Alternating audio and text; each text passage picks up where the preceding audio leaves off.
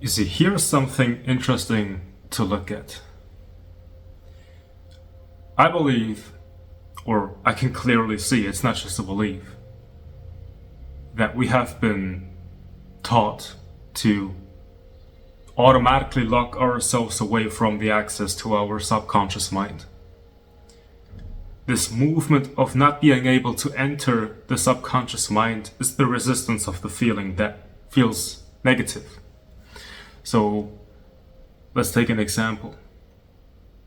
If you want to experience real change in your life, then you cannot just change yourself by force of will. You have to, there needs to be a natural opening up in the subconscious mind. And what is the subconscious mind? It's not a special place. It's really just a deeper, relaxed state of being in which things finally are allowed to flow. Things are allowed to flow that before were not allowed to flow. You can feel it when you're relaxing. You feel like you're opening up. You feel a sense of love that does not come from somewhere. That's when you know that you have access to the subconscious mind, because you are vibrating higher. Or we could even say that the brain frequency is lower, and therefore the frequency of consciousness gets higher. So let's take the example of someone who is a smoker. You know, someone who's smoking cigarettes, and he or she has the desire to stop smoking. So every time the person takes a cigarette, there is automatically an inner conflict. Because one voice in this person says, I want to smoke because it makes me feel better. It would be unbearable to not smoke a cigarette. But the other voice says, I'm going to get cancer if I'm smoking a cigarette. I don't feel good actually when I'm smoking a cigarette. I feel the smoke, it doesn't feel good. I should stop smoking. So there are this one being, but two voices who contradict each other. So this is the feeling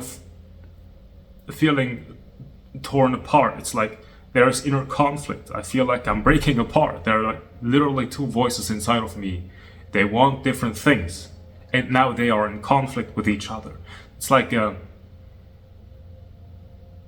war at a micro level in one being, but the same conflict, the same problem is happening on a macro level, which is all the wars. They're happening because of the same problem. So now how can you actually, when you are in such a situation, it's not just in cigarettes, a person who wants to lose weight but feels addicted to eating food, not actually to satisfy hunger, but to satisfy a sense of loneliness, isolation, a sense of being empty. People are addicted. People are addicted to satisfy this thing. So how can you actually do this?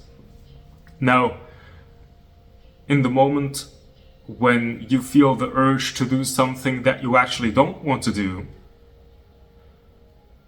not suppress the feeling of wanting to do it, but see how one thought see how one voice inside of you says, I want it. And then there's a knowing that actually, yes, I want it, but I don't need it to survive. And the other thought says, I shouldn't. So one thought says, I want it. It's not just a thought, it's really just, you feel the desire, you feel the energy, it's like a pull. It wants you to go there and do it, consume it, get it, There's the other voice that says, don't do it. Now,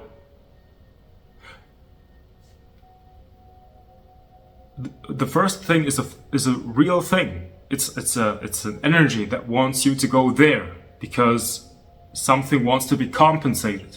You feel a lack of something, and therefore because of that lack you want to go somewhere to fulfill that lack.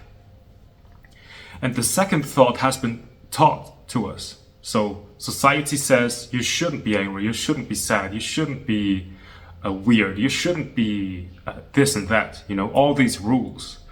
So our mind now says, in order to be a good person who will make it, we have to suppress that thing. We have to suppress that urge. Now, how does actual change come about? When we realize that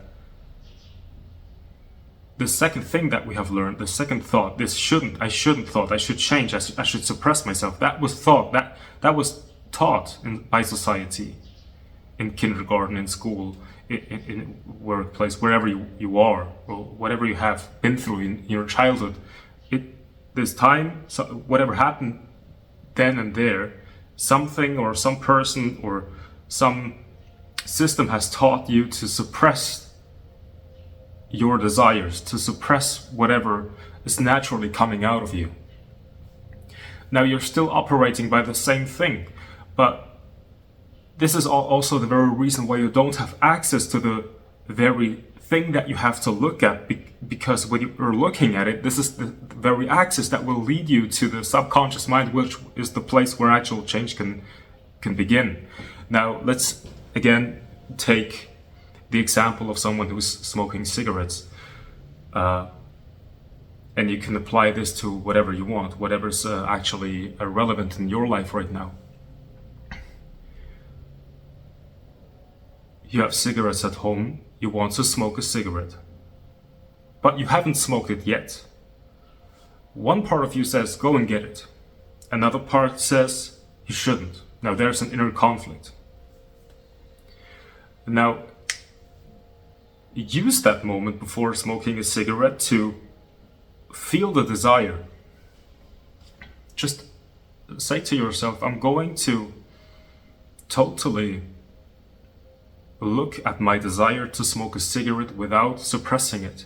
I'm also not smoking. Maybe I will smoke later, but right now my only mission is to really look at that desire to smoke a cigarette and really look at it for what it is. Not just the idea that I should smoke a cigarette, but there is really a feeling, the pull, the desire, the energy that wants you to go there.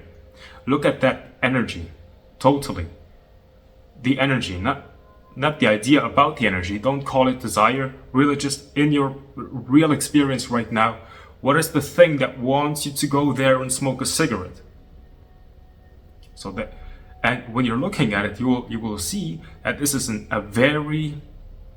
it feels like a negative thing. You don't want to feel it, which is why you want to smoke a cigarette, because a part of you knows that you could actually get rid of that feeling or suppress that feeling if you would smoke a cigarette.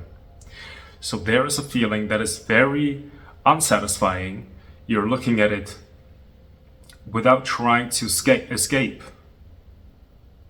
And all of a sudden, this second thought that has been taught to us, which has always been saying, oh, you should suppress it, you should do something about it. That thought is also trying to not feel that thing, but it's trying to do it in a different way. It says, suppress that feeling. I also don't want to feel that feeling, but suppress it by not smoking a cigarette. By suppress it, but don't smoke a cigarette, but still don't feel it. It's still trying to avoid. So there are two different attempts to escape. They're going in a different direction. Now, what I've found is the solution is by directly confronting the very thing. So there's a desire. Now, instead of trying to fulfill that desire or escape from that desire, you're really looking at that feeling. I want it. This feeling of want. For example, when you're on a diet, you want to eat, but you shouldn't. Now, you want to go to eat, you want to eat, but you shouldn't. There's a feeling, inner conflict. You, instead of trying to find a solution or trying to get an answer from your coach, look at that feeling. Because when you're looking at that feeling, there's no more conflict inside of you. Those two voices are silent now, and now you're actually looking at the real problem. The real unsatisfying thing that all of your inner voices were trying to escape from. You're finally looking at it and becoming whole. And in that looking, there's an end of inner conflict. There's an end of desire. But only if you're not doing it to to change something about you, if you're totally honest with yourself, if you're looking at it. If you're looking at it, what happens is something in you relaxes, and that very relaxation is already the movement of going deeper into your subconscious mind.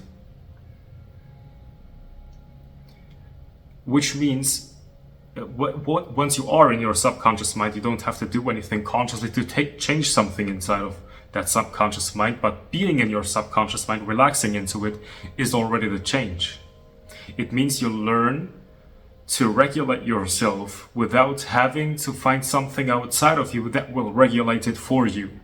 So there's a desire. I don't feel fulfilled. I need a cigarette. I need to eat. I need to get a drug. I need to have sex. I need, all these things. All these voices say, go and get it, because it's unbearable to be with that feeling. And we have been taught to lock ourselves away from that by also saying, I should be more disciplined. I should control myself. I should control my thoughts and feelings. I should be a self-controlled human being. So we are in hell twice. So, and what to do? Instead of going this path or this path, you're looking at the problem directly, so you can learn how to regulate yourself without being dependent on outer substances or anything. I've seen a video of Osho where he was asked, why are you walking like someone who's drunk? Like, are you drunk? And he says he said he's drunk, but he's growing his no, he said that he's high, but he's growing his own marijuana inside of him. And that's basically what I'm talking about here. You learn how to become high in a sober way. It is possible once you're looking at that pain of desire, of not being satisfied where you are right now. You're trying to get there, you're trying to satisfy something. There is something in you that feels hurt, that feels unsatisfied. You're looking at that directly without trying to fulfill it, without trying to please it, without trying to escape from it, without trying to suppress it, but you're looking at it as it is. And in that looking, you automatically already learn how to self-regulate and become a calm, chill person who doesn't need things. You can still enjoy things, but you're not dependent on them to have a good emotional, well-being. All right, that's it.